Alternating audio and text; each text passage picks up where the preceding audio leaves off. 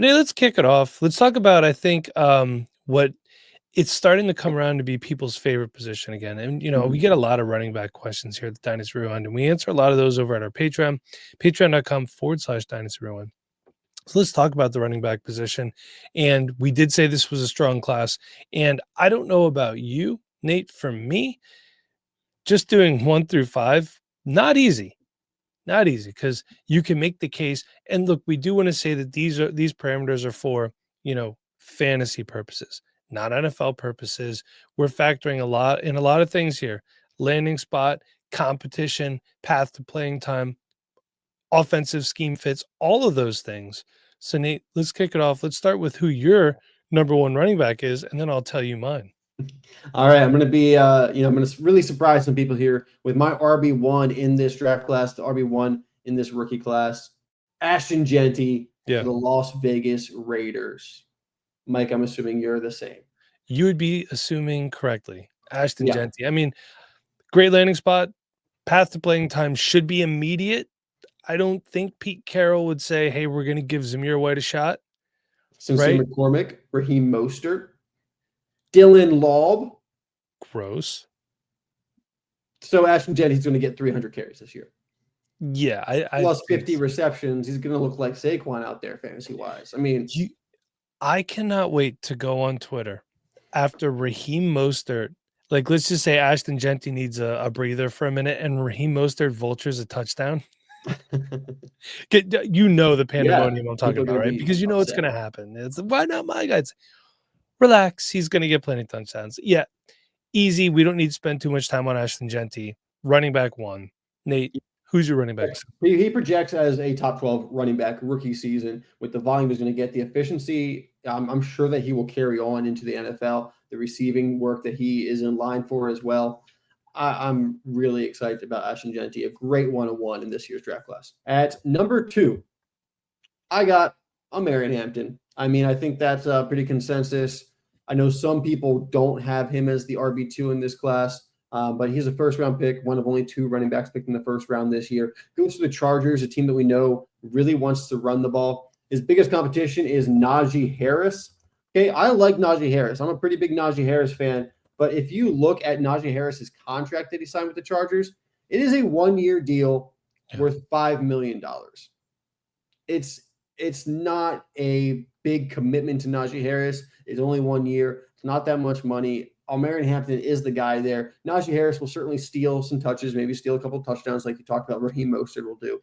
But Marion Hampton, another guy that we could see get 300-plus touches this year. A little bit more competition than Ashton Genty has in the Raiders' backfield. But I think between the receiving work and the rushing work, I think Hampton's also in line for around 300 touches. So another guy that has that top 12 upside as soon as he hits the field, rookie season. Pretty easy top 2 here, I think. Yeah, I'm going to say this too. This may sound weird. Najee Harris. Marion Hampton, my running back too. By the way, Najee Harris, with them drafting Marion Hampton, not a lock to make this team. In as far as running back gets banged up for the season in training camp, it's a contending team. Here's Najee Harris for you. Right? That's true. Yeah. We've seen it happen before. Don't ask me for examples. I just know that it has happened in the past. So let's kick it to number 3. It looks like you're sticking to your guns here. I mean, you've been probably higher on this guy than I'd say most analysts out there. I'm sure there are some that would agree with you, but who's your number 3 running back? Yeah, I'm sticking with my guy here at the running back position. There's definitely some competition, and I don't blame other people for having a different RB3 here. But I'm sticking with Travion Henderson as my RB3 in this year's draft class. Going to the Patriots, it's not the most ideal landing spot because Ramondre Stevenson is there. I still like Ramondre Stevenson. He's going to be a factor in that backfield. It's not like Travion Henderson's going to walk in there and be in line for 300 touches, like what we just talked about with Ashton Genty and Marion Hampton. But what Travion Henderson can do is be really efficient with his touches. Something that we saw in college, something I think he will continue to do in the NFL. He's also going to get a lot of receiving work. Stevenson did get a good amount of receiving work himself, but Henderson's a much better receiver. He's got great pass protection, some of the best pass protection film of this class. Going to be someone that Drake May loves. And on just like 15 carries, 5 catches a game, somewhere around that, he only needs about 20 touches to really make an impact. And I think he's got the potential to get into that kind of top 12. I don't think he's going to be a top 5 guy with that kind of volume right now, but I think you're looking at a really solid RB2 with some potential to maybe sneak into that RB8, RB10 range, depending on if the Patriots offense can really find themselves this season. If Drake May can be the guy that a lot of us are hoping he's going to be. Ramondre Stevenson did sign a contract extension last year. He is now there technically through the 2028 season, but they do have a pretty easy out with $0 dead cap, Mike, after the 2026 season. And we're also talking about a guy who fumbled a lot last year, actually got benched at one point for Antonio Gibson because of his fumbling issues. I think this coaching staff is very happy to have Travion Henderson, their guy who they can move forward with. So Henderson, with his efficiency, there's some other guys down this list that might get some more volume than Henderson, but I think his efficiency and upside, for me, keeps him at RB3. Yeah, and I will say I actually think that this drafting of Travion Henderson is more of a detriment to Antonio Gibson, just because I feel like Travion Henderson better fills the role that they wanted Antonio Gibson to fill last year than Gibson could. And Gibson, $3.1 million if they cut him post June 1st. So not a huge cap hit if they decide that they don't want him there. Maybe he has to be traded. Really, I don't know. Just saying, it's just one of those things. But my running back 3 is Caleb Johnson. I just think that the Steelers is a perfect spot for a player like Caleb Johnson with an unsettled quarterback room. They're going to have to run the football. Is it going to be Mason Rudolph? Is it going to be their late day 3 pick, Will Howard? Is Aaron Rodgers going to come out of whatever wilderness opium den retreat that he's in? And you know what? I was thinking about this today driving home from the dentist. Hey, 40 years old, still have never had a cavity, by the way. Congrats.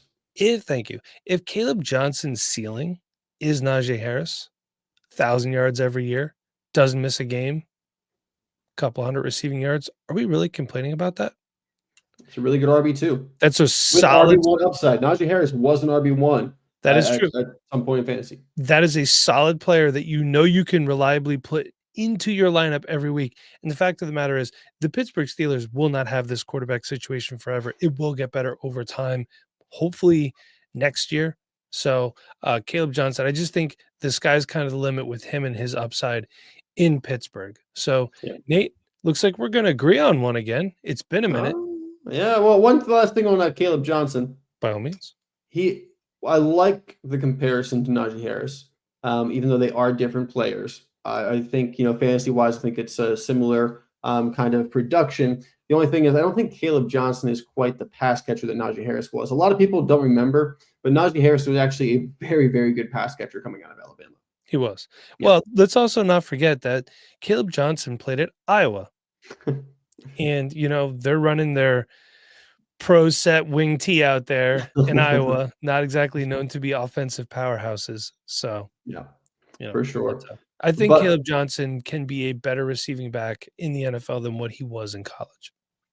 Could be. They have a fantastic offensive coordinator out there too. Fantastic. That's somebody that we love in fantasy football for sure. Yeah.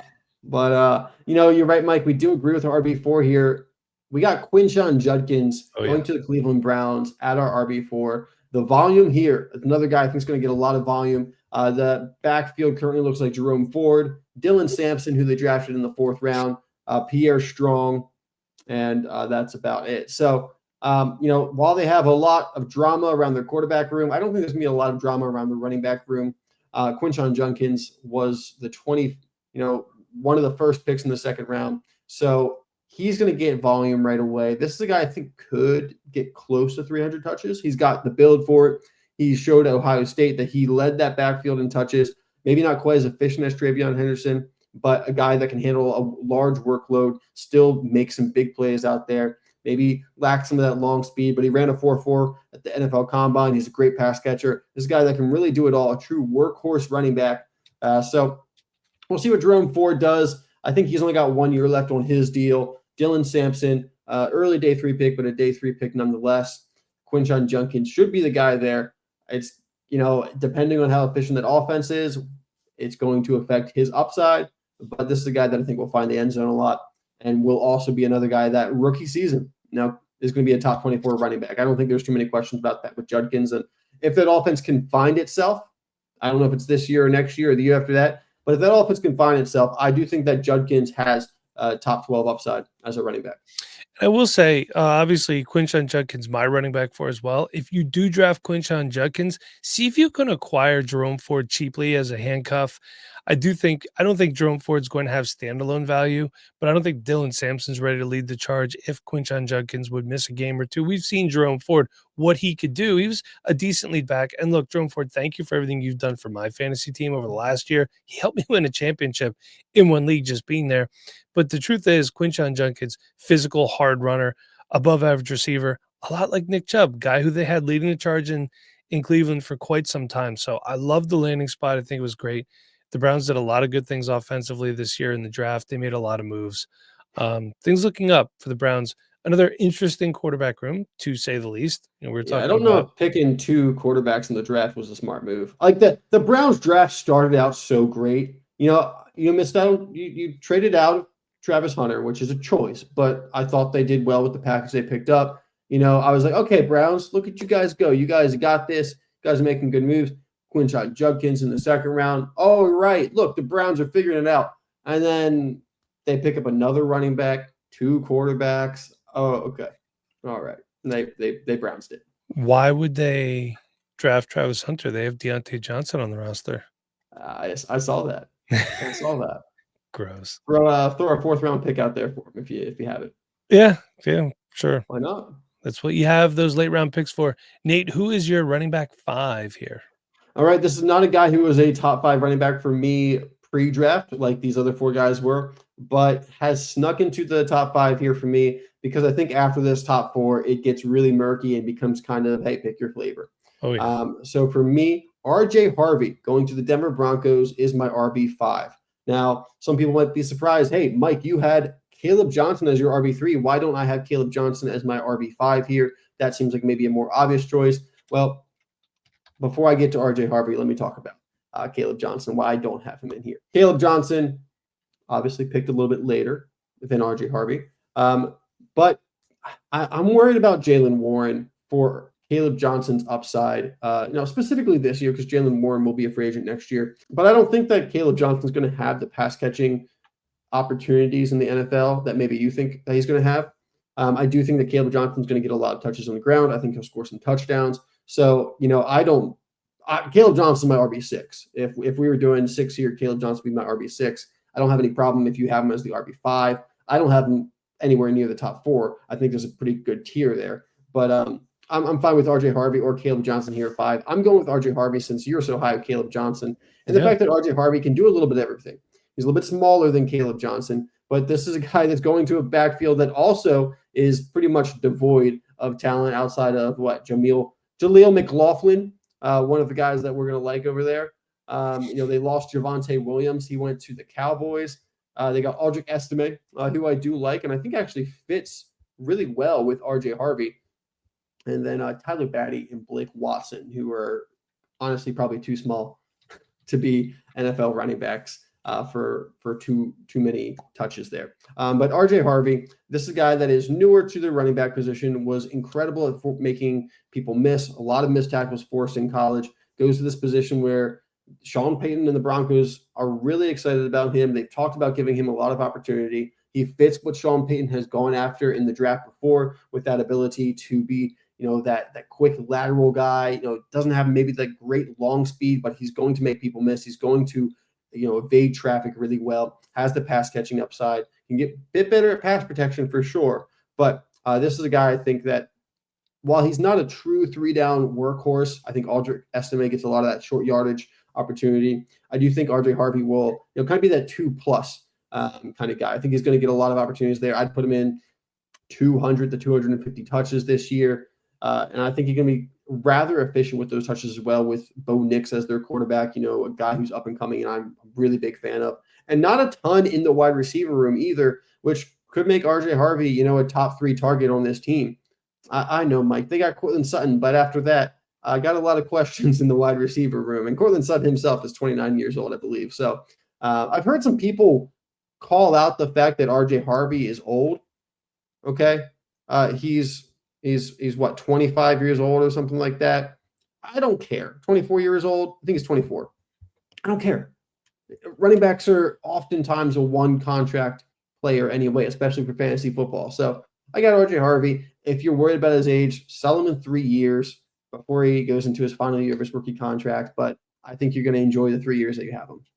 I take great offense to you saying that they don't have much in the receiving room. We got Marvin Mims, Pat Bryant, a third-round draft pick. They got Troy Franklin from last year. And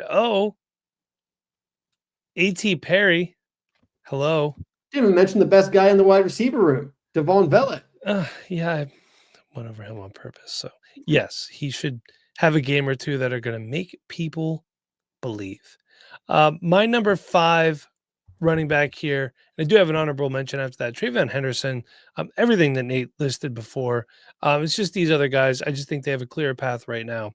May have a less murky future than Henderson, obviously sharing that room for some time with Ramondre Stevenson. Maybe Antonio Gibson does stick around for the rest of his contract, which is another 2 years. So we're going to see what goes on there. But I do think it is a good fit. I know we didn't love the landing spot right away, but we've seen guys go into not great landing spots, and it's worked out well. My honorable mention, Cam Scatabo going to the New York Giants.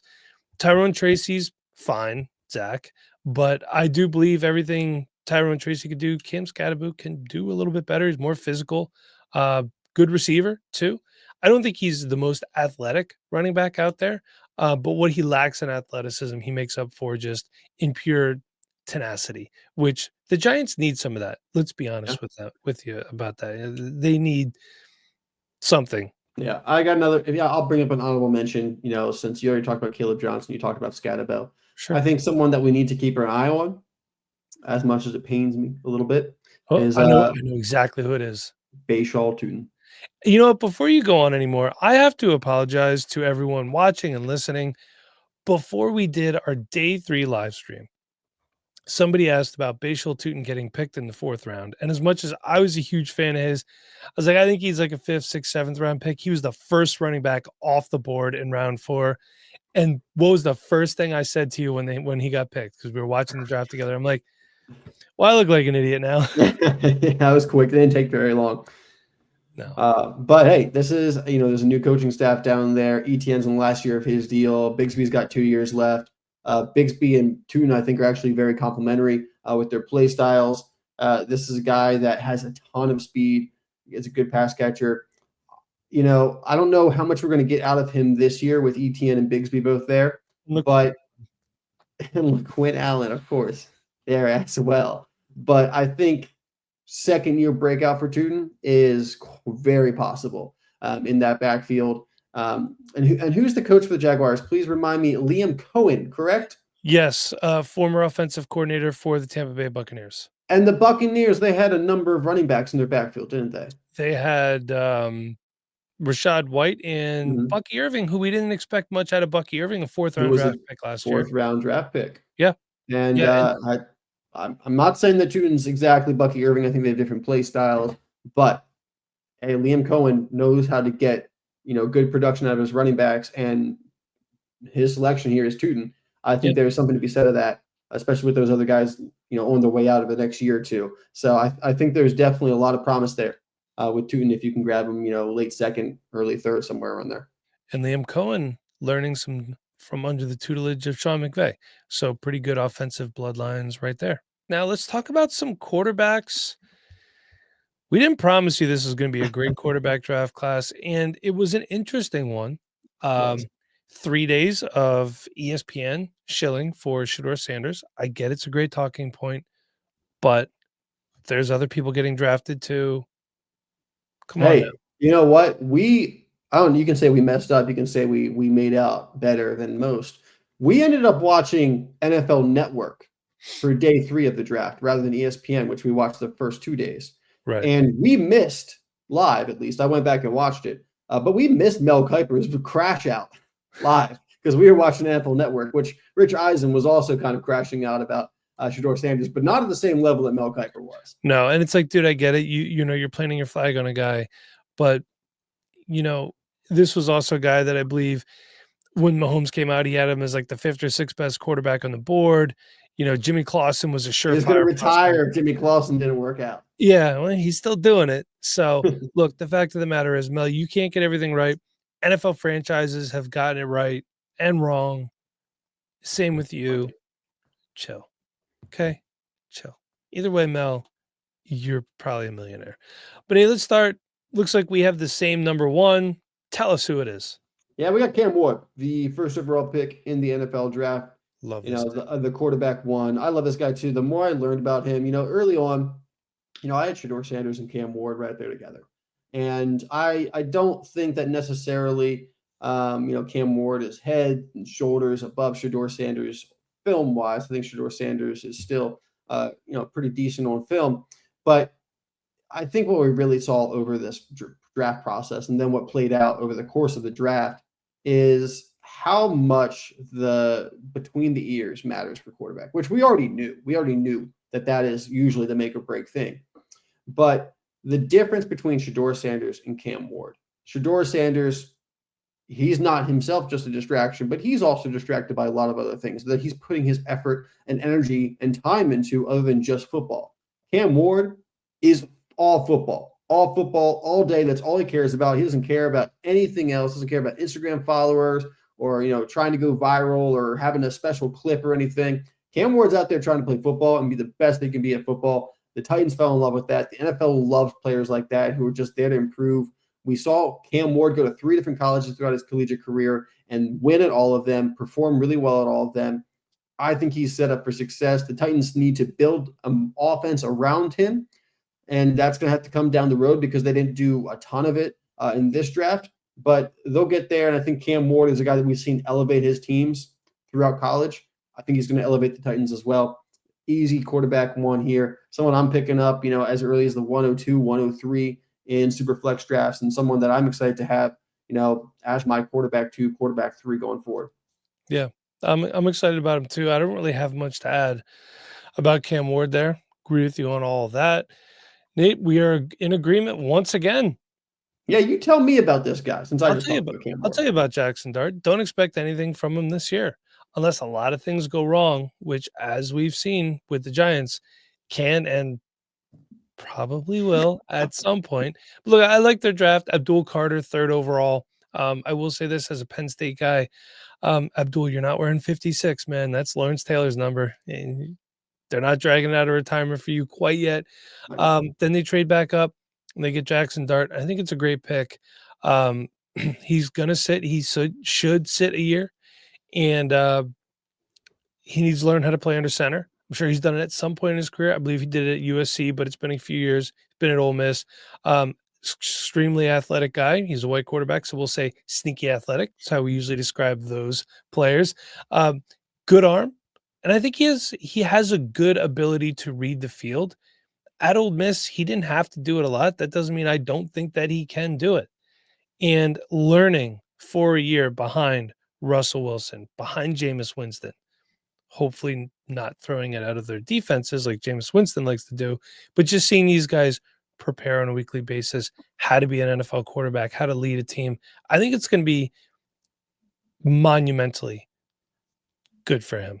So this to me is a guy, and I think the reason why Jackson Dart is in a lot of cases a back end of the 1st round pick, super flex or not, going into it, if you're a competing team or a defending champion, you're going to have to bench this guy for a year, stash him on your taxi squad.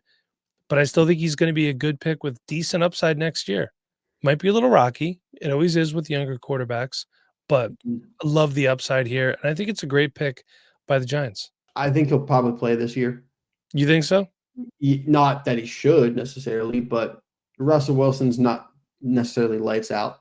And it's New York. People are going to want to see the new guy. I think, if they're not performing very well by week 14 or something like that, week 15, yeah, we might see Jackson Dart for a couple games, to end of the season. Kind of like how we saw Michael Penix this year for the Falcons. Yeah, it's a very good possibility. Nate, who's your number 3? Surprising me a little bit here. Maybe I should. You were higher on him than me. I was higher on him. I'm going to be honest, though. After the top 2, do whatever you want. Like, pick whoever quarterback that you like because it's a crapshoot at this point. This class is not like last year's class. There was like 6 guys to argue over in the top 5. And next year's class looks pretty good too. Yeah. Next year's class looks pretty decent. We had a couple guys go back to college. So I think, we're not going to have too many surprise, non-declares next year. So I think we're going to have a pretty solid class next year with two, three, maybe four quarterbacks in the first round. But I think we'll have two quarterbacks go off the board, probably within like the top 10 picks. So a little bit better than this year for sure. But number three, at this point, if I'm just going for a quarterback, I'm going upside. I'm going upside here. And Jalen Milroe is going to be my quarterback 3 here because Jalen Milroe has upside. I love his character and how he's trying to learn the game. The Seahawks are excited about him. I like, their head coach, former Ravens defensive coordinator. So I like what they're building over there. Jalen Milroe has got all the talent, all the arm talent. He actually performed really well with throwing deep and things like that. It's this small little things he needs to start doing consistently that give him the issue. So I think him sitting for who knows how long. Hey, they got Sam Darnold there. That they do. They got Sam Darnold there. And Mike, you were the first to bring up the fact that many years ago, Matt Flynn signed a big contract with the Seahawks. And then they drafted Russell Wilson. And look how that turned out. I will say Matt Flynn took, what was it, a couple games or like a game or two? Like 6 touchdowns in some random game with the Packers. And I then believe it was a made Monday night game. Yeah, I'll look it was a that up. primetime game for sure. But Sam Darnold took an entire season. He did. Accumulated season. And look, it's fair. I don't really want to compare Sam Darnold to Matt Flynn. That is completely unfair. But I do actually believe that Sam Darnold was very well helped out by the Vikings coaching staff, the offense they had in place there, like the wide receivers, TJ Hockenson coming back, Aaron Jones. Very easy offense to succeed in as a quarterback, I think. When you compare it to the Seahawks, hey, you got Cooper Kupp there, but he's on the wrong side of 30. You got JSN there, who I like quite a bit, and Ken Walker in the backfield, Zach Charbonnet. But this is not the Minnesota Vikings offense with Justin Jefferson, Jordan Addison, TJ Hockenson, Aaron Jones, and everything. And really important piece there is Kevin O'Connell. And, this is a team that's led by a defensive head coach. I'm trying to remember who the offensive coordinator is. I can't remember at the moment. But it does not get me nearly as excited as when we saw Sam Darnold on the Vikings. I don't think he's going to be, a failure or anything. Oh, you're talking about the Seahawks offensive coordinator? New guy. It is Kubiak's kid. Yes, Clint Kubiak. It is, yes, Clint Kubiak, who I like a lot. Which is, he's a very exciting offensive coordinator. But yeah, Jalen Milroe, who knows? He's there, and I think he's got opportunity down the road. Not right now, but down the road. And if he develops and has opportunity down the road, you get a lot of upside there. So that's why Jalen Milroe is my quarterback 3. Also, Matt Flynn got that contract off of the Week 17 game against the Detroit Lions that they won 45-41, where he was 31 of 44, 70.5% completion percentage, 480 yards, 6 touchdowns, and 1 interception. And in his Seattle Seahawks career, after he signed that big extension, he was 5 of 9 for 68 yards, no touchdowns, no picks. So it's going to be a lot harder to get Sam Darnold off the field. And not only that, if they cut him or try to even trade him, huge cap hits. I mean, we're talking for the next 3 years, 37.5 this year, 25.6 next year, 19.2 in 2027. Then 28 and 29 are void years. So you're playing the waiting game with Jalen Milroe. Yep. But my number 3, a guy who I think could possibly and probably will see the field much sooner than Jalen Milroe, that's Tyler Shuck. He's an older prospect, but hey, so is Brandon Whedon. That worked out really well. Tyler Shuck, he's a big guy, moves, like a big guy does. Joe Flacco-esque. Yeah, Joe Flacco-esque. Had some injuries. You've seen some bad throws, the highlights of bad throws. There's a lot of good throws, too. And when you want to talk about a guy with a live arm, that's Tyler Shuck. The fact of the matter is, Tyler Shuck projects perfectly into the type of offense that Kellen Moore likes to run. I'll give you an example. Come at me all you want. Week 18 last year, Eagles versus the Giants. You saw Tanner McKee, a 6'6" quarterback. I understand that they were playing the Giants, but Eagles backups were playing Giants starters for the records. It's just the way the offense ran. the good blend of running, a lot of play action, bootleg stuff. I think that he pegged Tyler Shuck as the guy that he wants. That's the type of quarterback that Kellen Moore likes. So the fact that he was a second round pick, I think it's a really good fit. I think he's going to see the field definitely this year. And it's better than what else the Saints have after Derek Carr. We still don't know what's going to happen with Derek Carr after that injury. But Yeah. who do you think's better? Tyler Shuck or what the heck's that kid's Spencer name? Rattler. Spencer Rattler. Thank you very much. And I don't even know who else they have there. I'm bringing it up right now. Where are you, New Orleans Saints? There we are. No, I do not want to download Hinge. I just want to get this. So they got Derek Carr, they got Tyler Shuck, Spencer Rattler, and Jake Hayner. I forgot about Jake Hayner. Jake Hayner, yeah. So, also a really gross running back room, by the way. Hey, don't say that about Devin Neal. There's Devin Neal. I'm sorry. Yeah, he didn't make your top 5 running backs, Nate. Close. You were so upset when he was a 6th-round draft pick, too. I was. Nate was crashing out, as the youth like to say. Don't know what that means. Not a bad landing spot, though. So I'll take it. So, Nate, my 3 is your 4. Yeah, I got Tyler Shuck here at 4. I don't mind, him being a 3. He's more likely to see the field earlier than Jalen Milroe. I don't think that Tyler Shuck is the future with the Saints. I don't think that they necessarily are, convincing themselves that he's the future, but they know that he can step in to be that bridge quarterback if they need it. This is a team that's, if Derek Carr doesn't play this year, I don't think this team is winning a lot of games. And then I don't think they're winning a lot of games if Derek Carr plays this year. I don't think they're winning a lot of games either way. Okay, and then you go into next year's draft. And one of the top quarterbacks in next year's draft is the son of the Saints offensive coordinator, Mike. So I don't think that Tyler Shuck is going to be the starting quarterback for very long if he ends up becoming the starting quarterback this year. For that reason, as well as I just don't think he's that great. I think he's serviceable, which is impressive for a guy who can just come out of the draft and be serviceable right away. And that's Garrett Nussmeier you're talking about, right? Garrett Nussmeier, yep. His father is Doug Nussmeier, who was the quarterbacks coach for the Eagles last year, and now he's the offensive coordinator for the Saints this year. Yep. So just keeping that in mind. But Tyler Shuck, a guy that, if you need a quarterback 3 or 4, maybe you need a quarterback 4 because your quarterback 3 is a little iffy, and you're like, okay, well, I'll just stream my quarterback 3 between some other guy and Tyler Shuck. I think that's a fine, making your quarterback 3. You need the production, if you need to step in. But I don't have a lot of long-term hopes for Tyler Shuck, but I do think he can step in. I think he could have a pretty decently long NFL career because I think he understands the game well, throws a really nice ball. He's accurate. I just don't know how much more development, how much more upside he has outside of what's already happened in the 6 years that he spent in college. Yeah. Nate, so my 4 then is Shedeur Sanders. Mike, why Shedeur Sanders over Dylan Gabriel? I do think athletically he has a better profile than Dylan Gabriel. He's down this low because the path to him getting on the field is not the easiest. Got Kenny Pickett there. You have Joe Flacco. Super Bowl champion Kenny Pickett. And Super Bowl champion Joe Flacco. Then Dylan Gabriel was a 3rd-round pick, but athletically I do think Shedeur Sanders is better. Better arm, not left-handed, unlike Dylan Gabriel. But we cannot overlook what Dylan Gabriel did in college, put up some really impressive numbers throughout his lengthy collegiate career as well. But I think eventually what's going to happen is Dylan Gabriel, let's say they get down to QB3 and it's Dylan Gabriel. He comes in and struggles. The calling for Shedeur Sanders is going to be overwhelming. And I think at this point we could say Deshaun Watson probably never wears a Browns uniform again.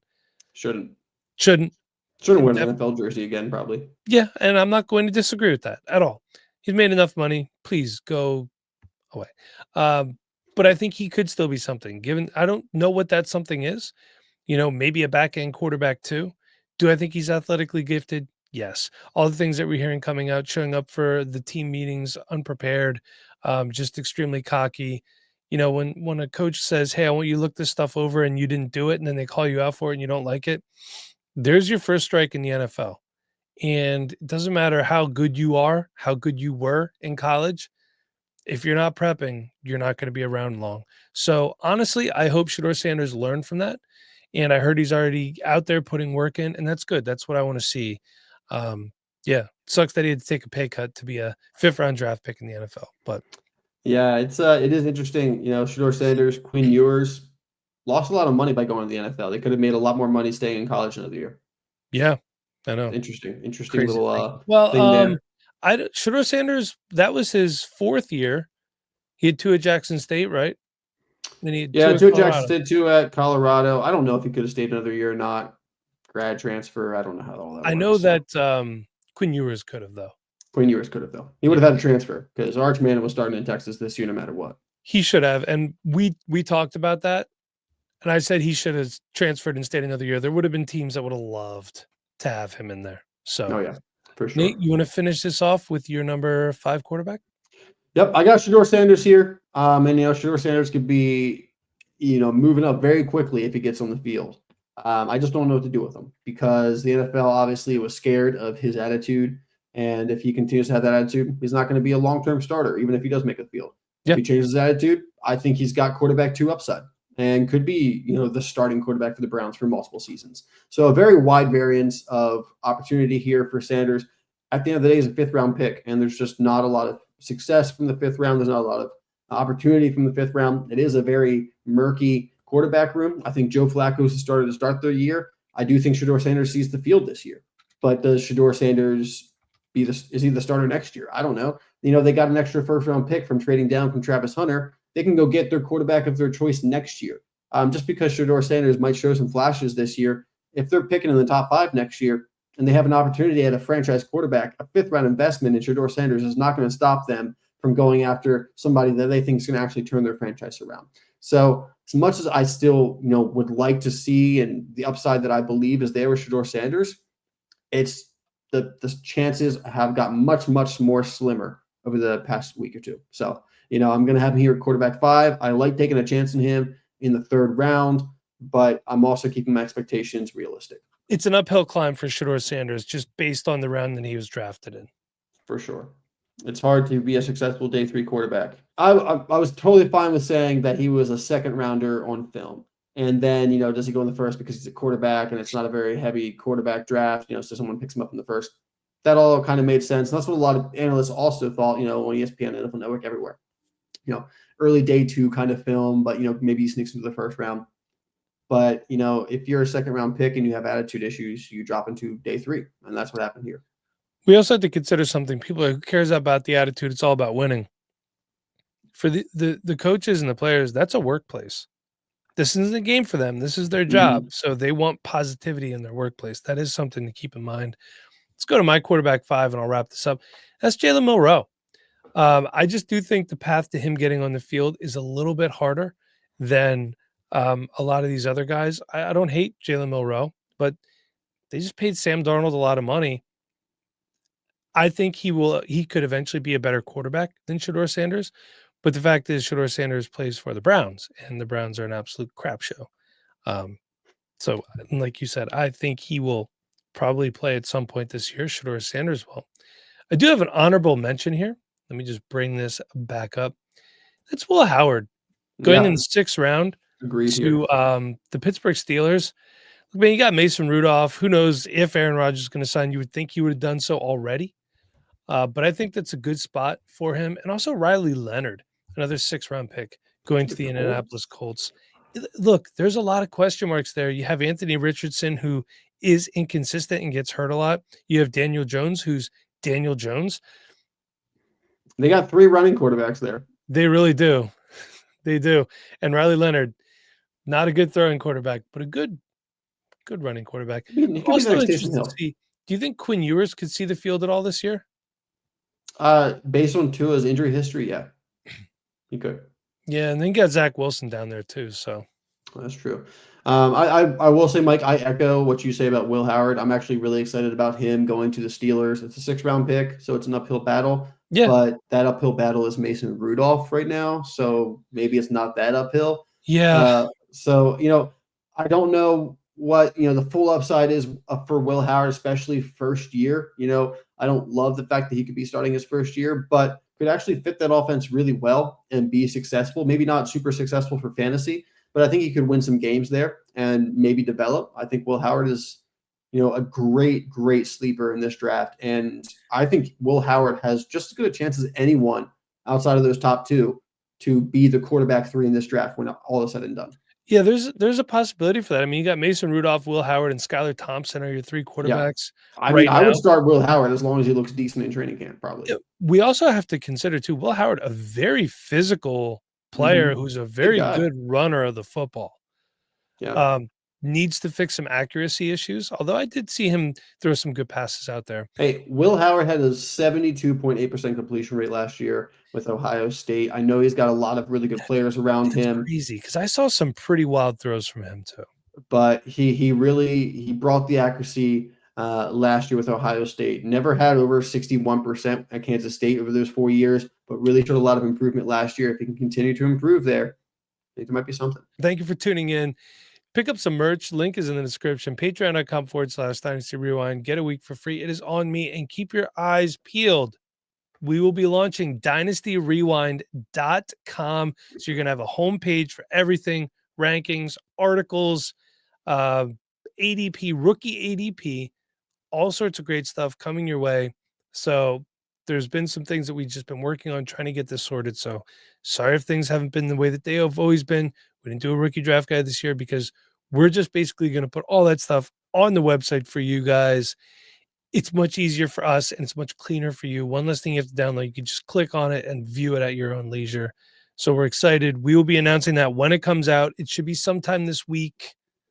Our designer been sick. His family's been sick. We get it. It happens. That's it. So for It's Nate, coming. I'm Mike. Thank you for tuning in. We'll see you guys next week.